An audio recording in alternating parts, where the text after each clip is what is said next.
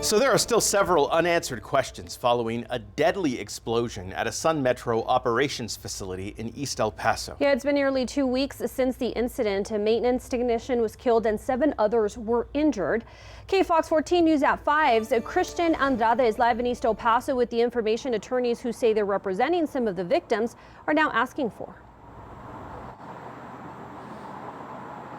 Yeah, so attorneys Maxey, Scherr, and Robert Collins say they've been reaching out to the city of El Paso since days after the explosion, but haven't heard back yet.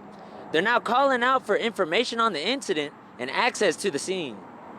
We haven't gotten answers as to the cause or the origin of the fire, and things are not supposed to explode. Something went wrong on February 11th, and people were seriously hurt. We don't know who's leading the investigation. We don't know what's being done. We don't know whether anything is being done. Attorney Maxey Scherr says her team has reached out to the El Paso Fire Department, Sun Metro, El Paso Mayor Renard Johnson, city representatives, and the city as a whole. The main thing she wants is permission to access the scene of the vehicle explosion at the Sun Metro operations facility in East El Paso. The explosion happened back on February 11th. We can understand they need to do their work and they need to have the time to do it. We want to help them do it. I've got an expert who is ready to go, who has 42 years of experience in determining the cause and origin of explosions just like this one. Scherr and her colleague, attorney Robert Collins, say they can't file a lawsuit until the investigation is done because they need to know who's being held responsible. They say time is of the essence. We've got to get the evidence before it's lost. In a statement, the city of El Paso says portions of the structure have now been stabilized, but that the site is still not safe.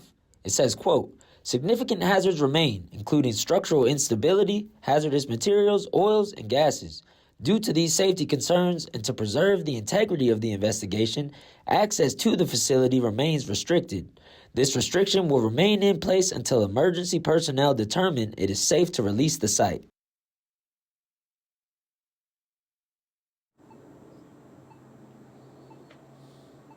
Now, the city said in a statement earlier that they're not required to grant access to any third parties. It also added that the firm reached out for the first time on Saturday, and today's the first business day since. While the firm is representing several of the victims, they wouldn't release any names to us earlier. Christian Andrade reporting from East El Paso, KFOX 14 News at 5. All right.